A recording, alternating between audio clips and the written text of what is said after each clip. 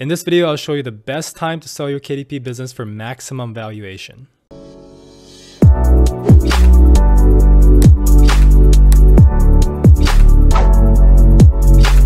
What's going on, guys? Sean here. Welcome back to my video. If you're new to the channel, I make videos on self-publishing books on Amazon, entrepreneurship, and building passive income streams. So if you're interested in those kind of stuff, please leave a like, subscribe, and turn on the notification bell so you don't miss out on any upcoming videos. Now, I got a quick video today. I had a couple people ask me, when is the best time to sell your KDP business? A lot of people want to wait out until Q4 ends.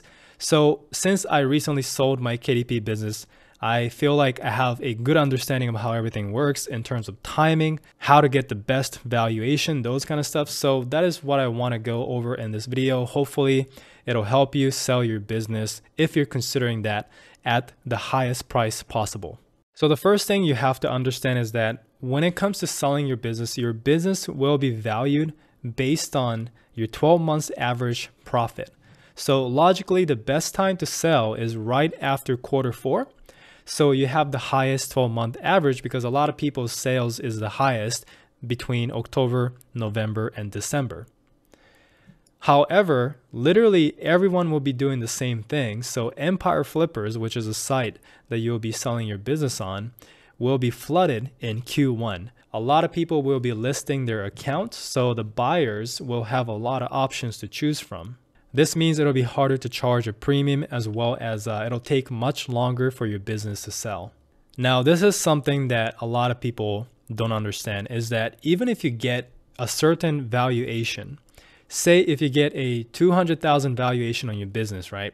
This valuation of 200,000 that you got, it gets updated every single month based on your business's performance. So what this means is that you list your business after Q4. So it goes up on Empire Flippers on the end of December, maybe the beginning of January, and you got a $200,000 valuation. If your business doesn't sell, because a lot of people are also trying to sell their business, so your business doesn't sell and January passes, meaning you complete January, you get paid by KDP. What you have to do is you have to update your valuation on Empire Flippers. Same thing with February. Say you couldn't sell your account in January and also in February, and now February passes. So based on the February profit, your valuation is going to be updated. So if your sales are super strong in Q4 and you got this amazing valuation of $200,000, but your sales sucks in Q1, so January and February. So what this means is that if your sales are weak in Q1, then you have to update the valuation based on Q1 earnings, and that 200,000 might get lower because of that. And if your February profit is also low, then once February ends, that number will be factored into your overall profit. So basically what I'm trying to say is the longer your business doesn't sell after Q4, your total valuation could get lower and lower and lower.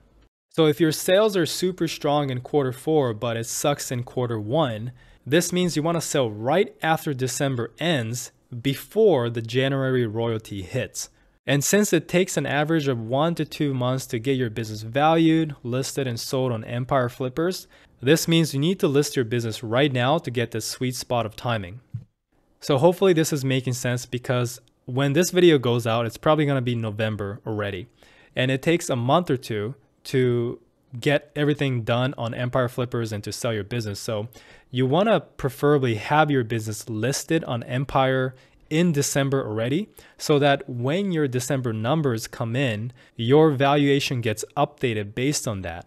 And preferably you can sell before the January numbers come in, so that your overall valuation doesn't get updated based on January numbers, provided if your January or overall Q1 earning is much worse than Q4. Now, of course, if your sales are pretty steady throughout the year, then this wouldn't matter.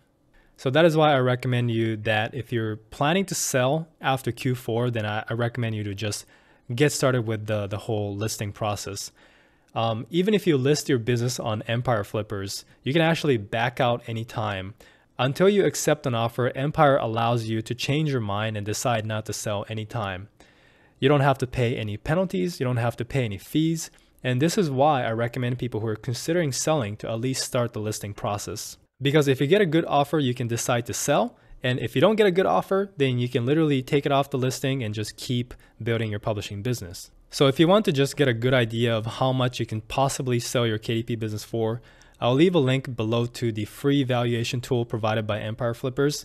So the link is below this video. You just go to that link. It'll take you to this page here. You just click on Amazon KDP, enter this information, and you will get a rough idea of how much you can make from selling your business. So another thing to consider is that the valuation you get from a KDP business is much higher right now than previous years. Because of the pandemic and boom in online businesses, there are more demand and thus you can sell it for much higher right now. A year ago, it was normal to get a 28x valuation, and now people are getting 35 to 45x, which is insane. I remember talking to people about selling my KDP business a few years ago, and then we're all talking about how we can sell it for 24x, 28x, maybe 30x, but we never imagined we can sell it for 35 to 45x like right now. So the valuation is going up, but another thing I'm noticing is there's more and more people selling their KDP accounts. So because of the increase in supply, could mean that it may be harder for you to sell and also to get a good valuation in the future.